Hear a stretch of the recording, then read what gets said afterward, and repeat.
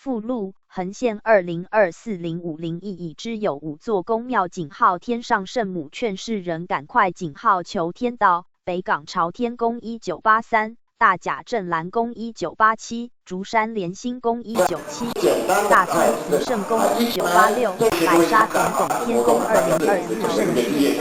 达乐沟是2个文本转语音 TT 的程序。达乐沟可以使用计算机系统上安装的所有语音。屏幕上的文字可以被保存为一个为 MP3、ART 或者 WMA 文件。该软件可以读取剪贴版的内容，可以查看 AZW、AZW3、CHM、DJV、GOT、FB2、FB3、MOBI、OBP、PDB、PDA。PPT、RC、RTF、CCR、WPD、XLS 和 HTML 文件中的文本，可自定义字体和背景颜色，控制从系统托盘阅读或者使用热键。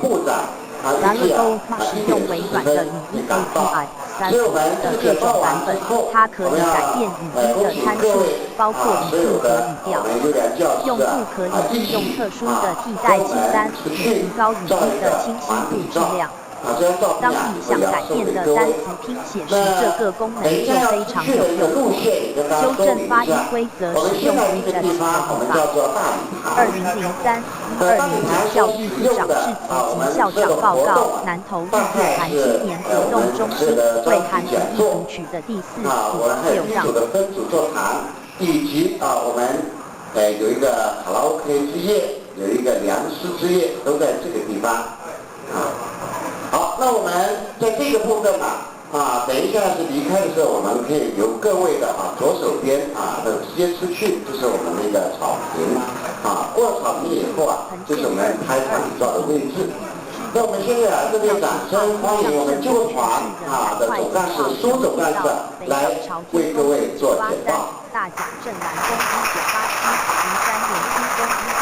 谢谢各位市长那我简单的介绍，我毕姓苏，江苏省的苏目前在日月潭活动中心来服务。那今天我想非常热烈的欢迎各位来到中心参与这次的活动。那也为各位介绍我们蔡副总干事也在这边迎接各位我们2个人仅代表我们全中心的前体同仁竭诚的欢迎各位来这边参加这个活动，也祝我们这一次的活动大家非常顺利、非常成功、非常愉快。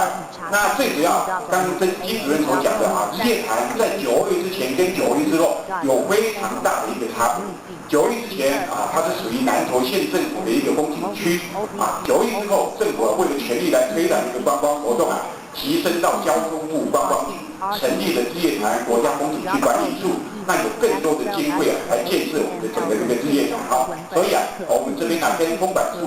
当借我们这个影片，用这个影片来跟各位介绍我们日月潭的一切会更清楚。那日月潭我想大家都知道是我们台湾的第1大湖泊，周围一圈有35公里这么长比西湖大一点这个是我们的骄傲。那日月潭真的非常风景非常的一个优美早晨、中午、晚上或是40真的它的季节都非常的一个不同那9月的时候，这边真的受到很大的一个灾害例如教师会馆天府中心看这些都震倒了。那我们中心这边也受到很大的一个损失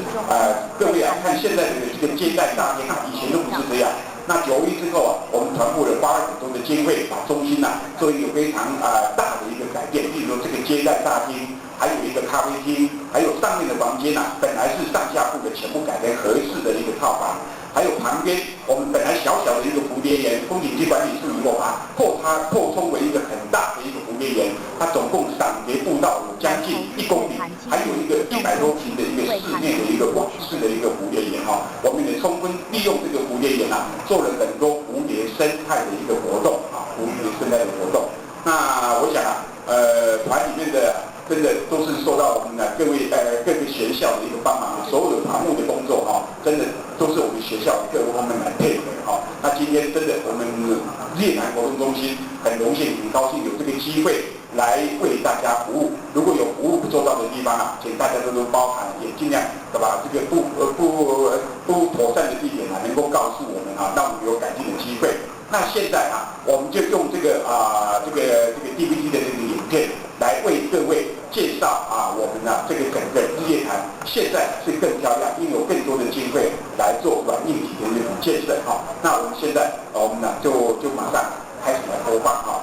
它现在到日月潭里面所有的码头，各位绝对会看到跟以前都更加的一个完善，还有很多条步道可以深入到湖边里面去。我们现在就开始观赏啊。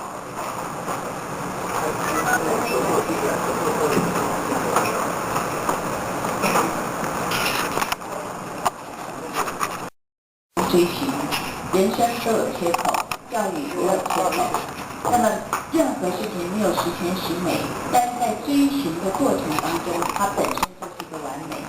所以跟各位谈的是落实高中职社区化来协助学生的事情发展。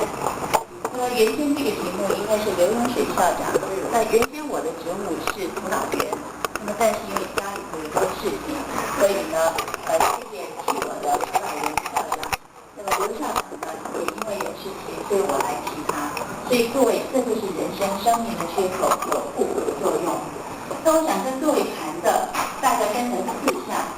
第一个呢，是在前言部分之后，民资跟认识到底社区化、概念整理、学校本位发展、协助学生的事情发展，我们也有的努力。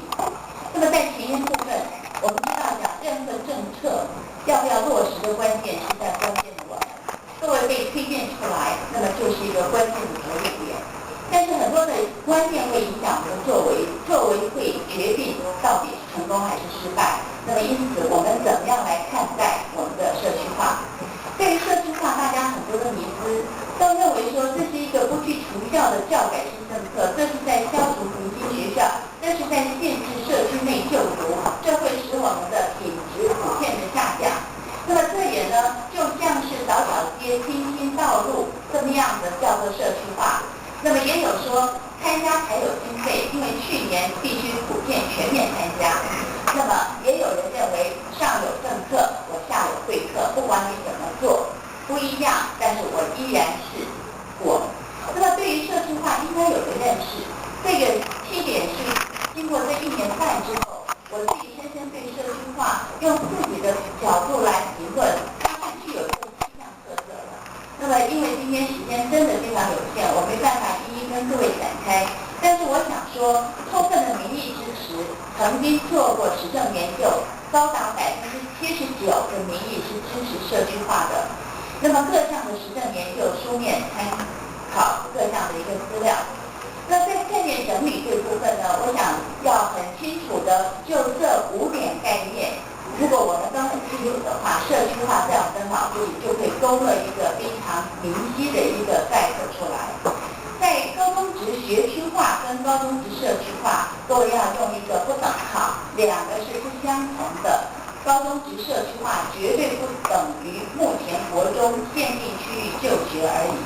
那么第二个呢，高中职社区化也不等于高中职地方化，它并不是把行政所有的权归属于地方政府。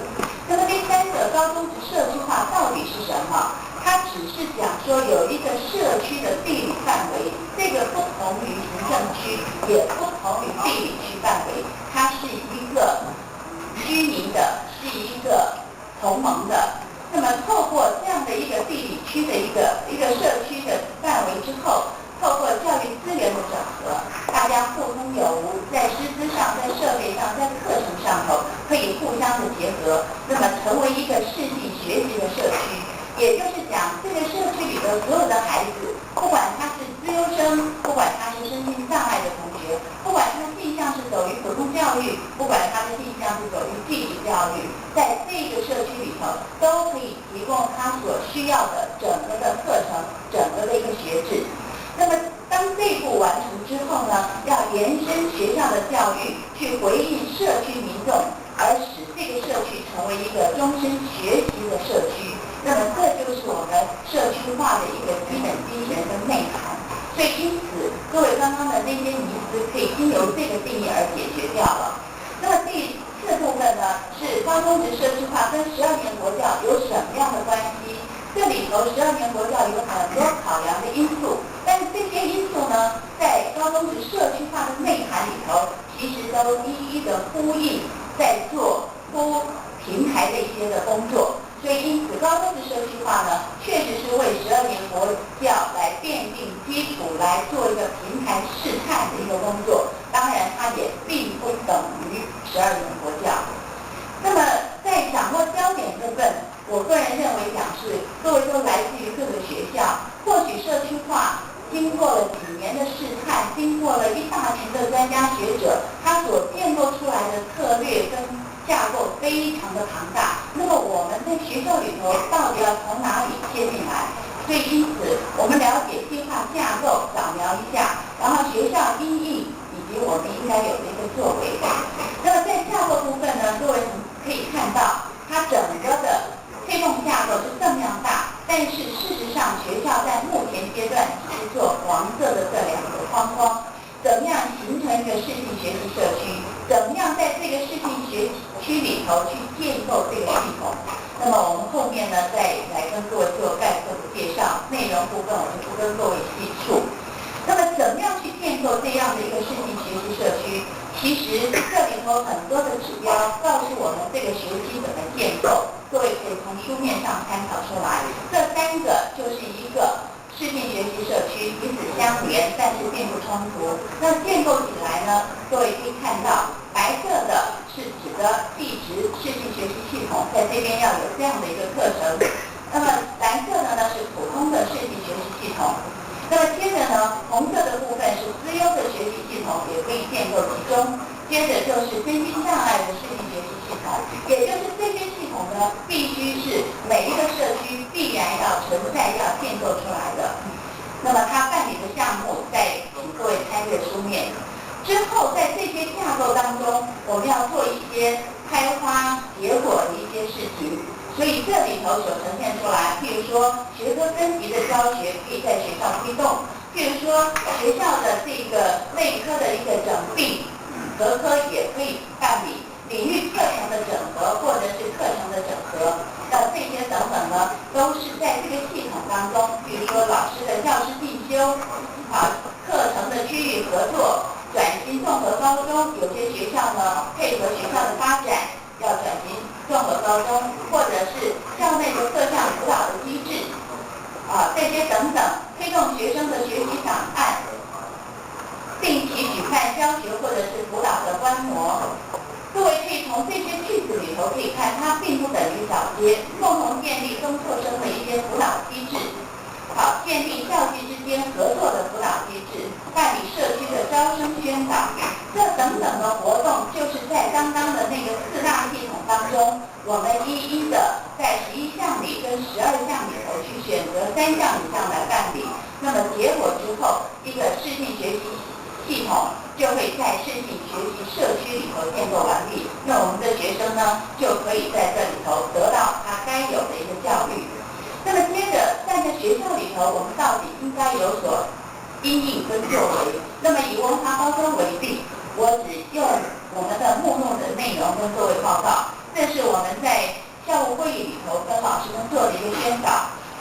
介绍社区化。那报告的大纲就是这3点，所以我想，我们一个学校，一个在学校从事的教育人，我们必须要知道我们在哪里。我们的视听学习社区是什么？那么范围是什么？我们打算怎么做？它的计划是什么？我们如何成功面对变革？怎么样的强化自己？怎么样重整校内校外的资源？所以，譬如说，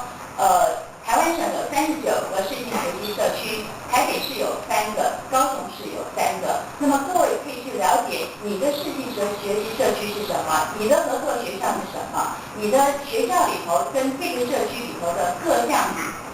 这个计划内容是什么？这整个就是要去建构的。外框这2角框加3、4、5，这5框就叫做基础平台，就叫基础网络，就是各校必办事项，也是各个系统必办事项。中间的这2个框就是转换的机制，也就是课程，也就是辅导。这2个是选择办理的项目，各校有以中医区文华高中来讲，在视性课程改进有这11项里头，我们办理的是4项。那么又譬如说，在这个视性辅导机制里头有12项，那么我们办理的是4项。那么每一项都跟老师做细部的介绍，也把经费跟老师做了说明。那么在整个面对变革当中，我们怎么样强化内部的执行力，强化外部的专业性，而做各项的借由行动研究，做各项的重整的工作。那么最重要的是开放心灵跟共荣共享的一个机制。那么接着呢，再跟各位介绍，在学校很多人排斥社区化，是认为我社区化我学校所在，其实必须以学校本位来推动学生的视性发展，因为整个的教育其实它在强调的是一个孩子的多元智慧，学校应该以多元智慧的学习情境提供给学生，提供给每一个学生成长，所以学校的本位应该以多元智能培养孩子成功学习的能力，这是我们必须需要做到的。那么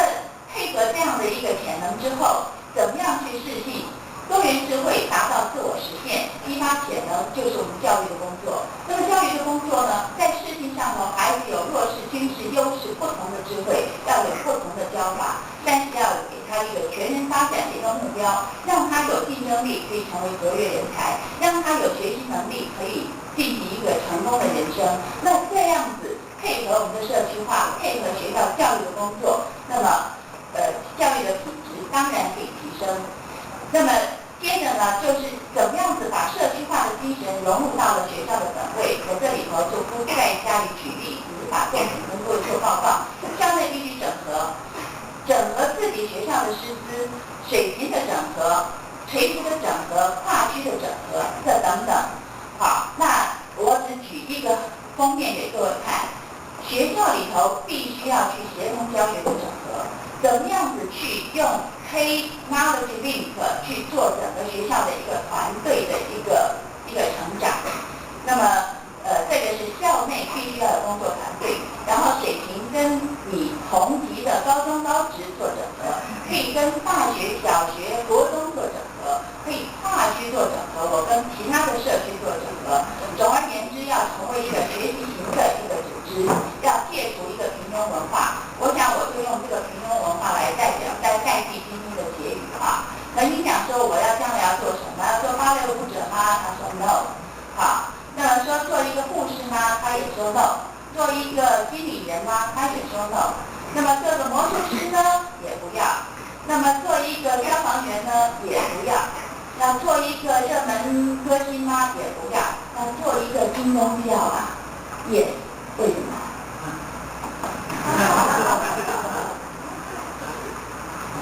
因此，一个学校要如何的成长，必须每一个人，所以我们应该有的努力，在观念上要有历史观、使命感，怎么样子进行在我历史一定会替社区化定位，那么我们怎么替自己定位？态度上要能够去了解，要做建设性的批评，做法上头要以学校的目标、效率的整合，行动上呢要有社区的意识，要视性系统，强化彼此的互动。结语：每一个个体都是一只翅膀的天使，只有相互拥抱，才能够振翅飞翔。祝福，感谢，谢谢。谢谢李校。9月份，个人非常荣幸跟叶校长有机会代表中华民国到大陆的东北参加两岸的教育学术交流。叶校长发表一篇经济论文，当时受到东北教育界赞赏。我们借这个机会再给他一个掌声。底下第二组我们请新庄高中的宁静贵校长，他以这个管理的专业素养给各位做报告。好，我们掌声来欢迎林校长。欢迎我们教育部黄部长，我们欢迎黄部长的光临。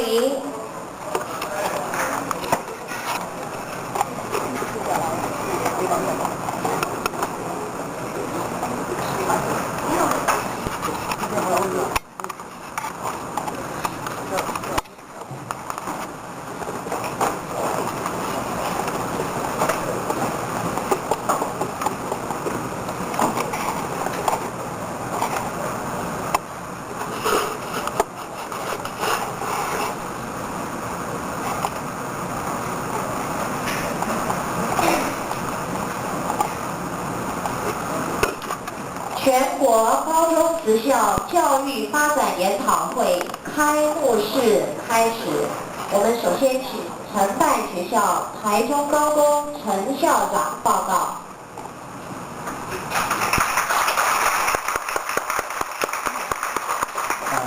部长，还有严主任，各位亲爱的教育伙伴，各位工作同仁，大家午安，大家好。午安。那么大家辛苦了。那么台中高工这次承办我们这一次的教育研讨会，那么承我们这么多的教育伙伴，也从全省各地赶来这一场参加。首先代表我们整个工作的团队那么欢迎各位的莅临。那么这段时间4天3夜时间，由台中高工及我们几个所有的工作人员来为各位服务。那么如有需要服务的地方，我们也希望各位教育伙伴不定来这种吩咐。那么当然在中午我也跟各位来表示歉意。那么因为整个活动中心它档期的关系，所以在这次制式的条件方面没有办法进入大家所愿，这点我要再度的恳请各位来谅解。那么这次活动也要特别感谢我们青年活动中心施总干事在这边我们给他热烈掌声鼓掌，全力的支持。那么排掉3次的档期，那么提供我们这个机会。那么我最后祝福我们所有的教育伙伴在这几天的研讨期间非常这种顺利。那么接着我介绍我们今天与会的长官以及我们所有的工作伙伴。首先介绍我们的大家长，我们黄部长，感谢部长百阳中专程从部里面来看各位。接着介绍我们中部办公室的严主任。我们这部中部办公室的专务委员，也是中教会的主任黄主任。我们主办科第3科的科长林文昌科长。中办室的这个王文海王科长。我们中办室2科的许淑桦许专员。中办室我们2科的这个股长，我们部长黄美玲好，这边我特别介绍这次的工作伙伴，我们的本会的教务组的组长，我们水里滩工校长陈庆元校长。介绍我们的台中一中这个蔡校长蔡景坤校长，也是我们的辅导员跟领导人。接介绍我们南投的中兴高中的校长，我们陈建昌校长担任我们辅导员。接着我们的台中2中的洪秋生校长，我们感谢他也担任我们的辅导的校长。接着介绍我们东海大学附中温水佐校长。介绍我们全国最高学府是职在高雄的刘宝云刘校长。是活动组的组长。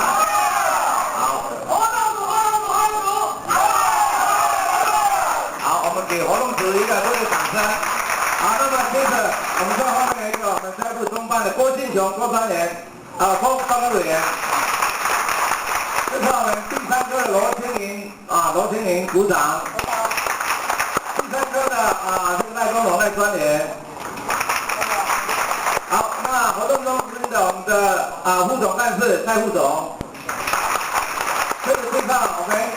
台中高工学业服务的主任，首先介绍我们这个执行主任，也是我们这个活动的副执行秘师徐生主任。接着介绍活动组的金副组长金主任，还有服务组的易主任易金忠易主任。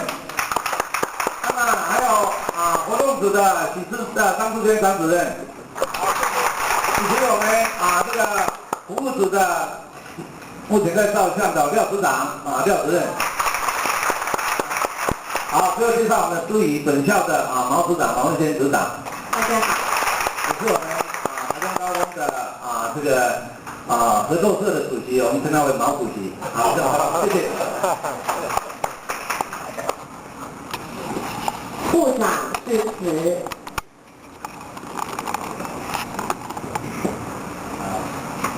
我们陈校长，还有我们青年活动中心苏总干事，严主任，以及各位校长、各位老师、各位同仁，大家午安，大家好。好。今天很高兴能够在日月潭这个地方来跟各位来讲几句话，我想不会20分钟。我争取久一点，20分钟。本来半个小时又长了一点我大概平常也很少有机会能够超过10分钟的时间来讲话。通常有时候参加这个致辞的时候，一般都很多人致辞，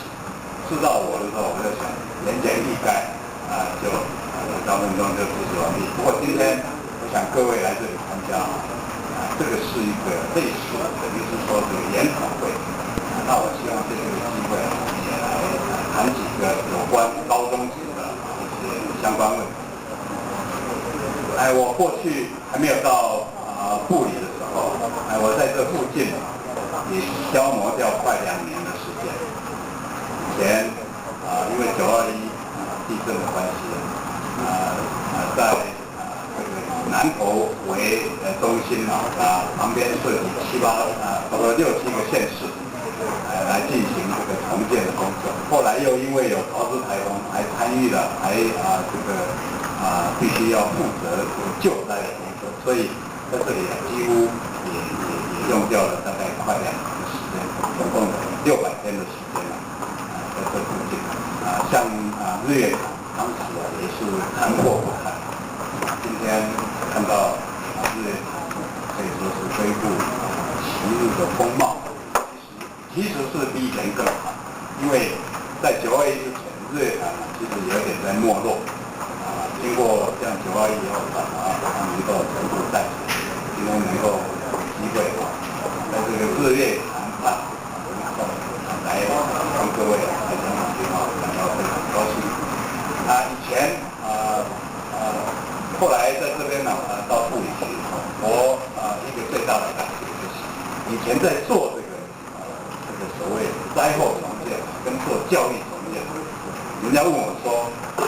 最大的差别在哪里？我说那个差别很清楚，那个差别非常清楚。在灾后重建的时候，大家不会去争吵说这个房子究竟是让它继续倒着呢，还是把它重新再建？没有人在吵这个问题，大家在吵的都是什么？你究竟多快把房子建？就是这样一个简单的逻辑。你做得慢的话，那就会大家对你的要求就多。这个至于这个教育重建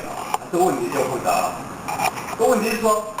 你究竟是要走左边呢，还是要走右边？至于什么时候开始走不太重要。你单单是为了那个走左边或者走右边就要吵很久。吵很久以后终于决定走左边了。走到半空图还是有人讲你为什么不走右边？这个就是教育重建所以我以前这个曾经用一个话来讲，就说我们这个教育这样的一个重建，教育的核心，教育的改革，就像在解一个联立方程组而且要求其动态值，那是非常好。比如说我们以这个我就开始谈恋爱，我们马上就带到这个高中职我去年一直到现在，大家都快2年的时间。我们当时碰到了很多问题，一个是多元入学，跟各位也是关系非常密切一个是多元入学的问题。那当然，这个社会上大家关心的是进大学的这个多元入学问题，但事实上，这个国中毕业以后进入高中职还有5专前3年的这个多元入学方案，其实大家也不是说没有意见的，只不过是因为上面有一个大学的多元入学，所以底下这个多元入学方案比较少受到讨论。但是呢，我们事实上花了很大的时间来做讨论，在座很多都有办理这个事务的经验，都知道去年这个自从高中职跟五专联合分发生了一些问题，花了很大的时间，很长的时间来修改、来改进。结果今年来办理这个高中职五专的这个联合分发，还有高中职五专的入学考试，办理国中基测的这个问题，几乎就没有再出现。那刚好高中职它是为了要收这个国中上来的学生，因为又要把自己的学生送到这个大专校院去，所以这变成是两边的这个入学考试你们都身历其境有的老师有的跟我讲觉得这个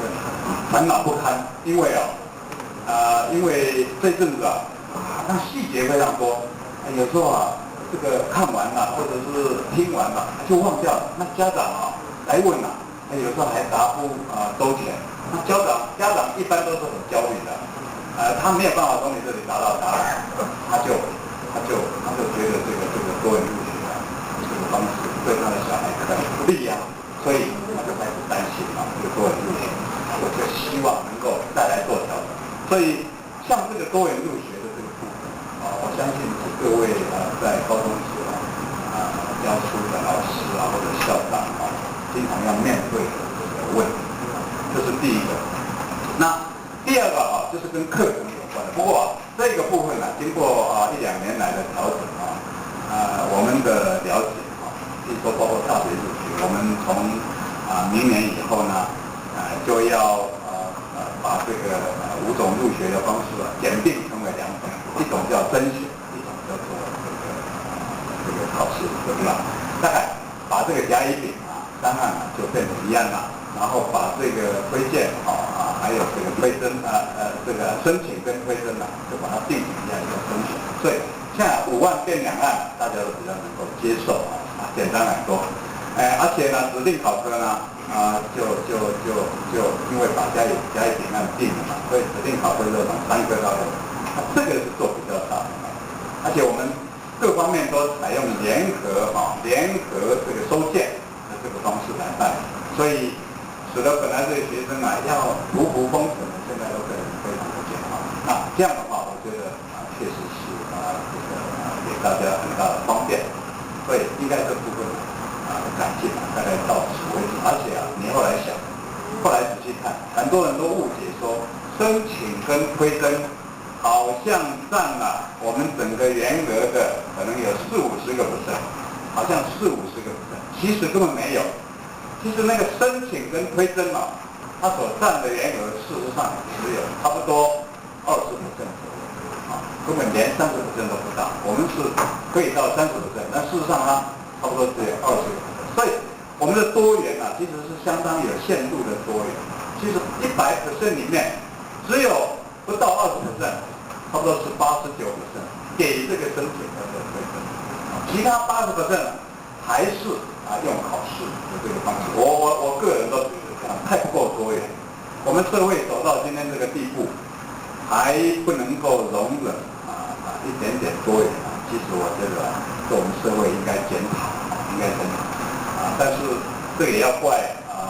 我们没有办法把这样的一个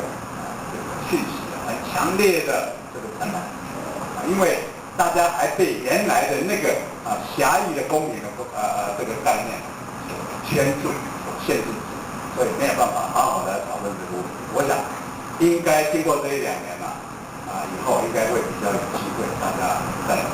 这个桌上台面上大家好好的问题。这是第一个，我想各位关注的问题。第二个是大家也很关切这个课程的问题。这个国中毕业现在有9年1贯，我这1-2年也花了不少时间在调整9年1贯，甚至包括那个建构数学的问题。建构数学实施了7年多了，那当然去年因为他从小学6年级这个升到这个国一啊，接上去以后，那又用新的这个教材、新的一个课程，所以衔接的问题又出现，所以去年建构数学的问题才会爆发，因为刚好是时间到了。那其实要解决那种并不困难，我们其实去年年底到今年年初就已经把这个问题解决了，因为我们这个建构的数学已经都全面做调整。建构数学并不是不好，而是在执行的过程里面有一小部分因为没有跟外界沟通清楚，或者是执行上面有点比较走向极端，小部分的走向极端，造成了这个社会上的一些因为不了解因为担忧，那我们后来就把它做改进。比如说像99乘法，也没有什么一定说不能学的道理啊。对讲人说这个建构数学就是不能够学99乘法，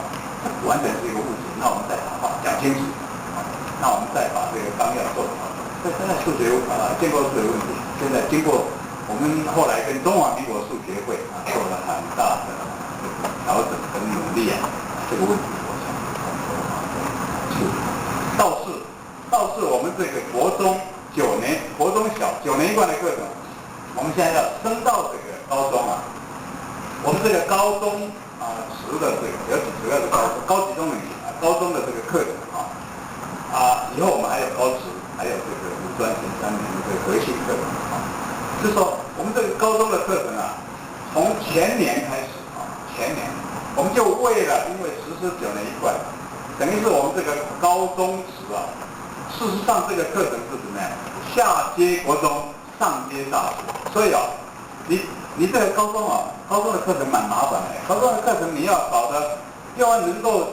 使这个国中毕业以后上来的这个学生不觉得太深或者太浅，太深太深太浅没兴趣。然后往上的话，你要接大学或者是技术学院或者科技大学，你又要能够接得上去。你不要说这个高中这个课念完了以后，跟这个大学又差太多，那就失去了这个高中这些课程设计的本意。所以这个高中课程其实是最难设计的，你要承先又要启后，那又要沿两边，是非常困难。而且高中又一般来讲，这个年龄的时候又是学生大概不管是在人文社会方面的知识，或者是科学方面的这个知识的时候的一个启蒙的阶段，所以这个时候应该是非常重要的。所以这时候就开始规划要去接这个国中小的9年一贯课程进去那在接的这个过程里面，本来是预计是希望后面94学年度能够把这样的一个高中课程的纲要能够对外公布，当然来做总纲的修订，还有课程的纲要。但是在这个过程里面我们陆续的大家觉得应该要比较慎重，所以像这个历史连高中历史要怎么编上次这个很多讨论刚开始的时候还以为这里面涉及很多这个政治意识形态，不过后来经过他们专业人士去以后，发现不是这个。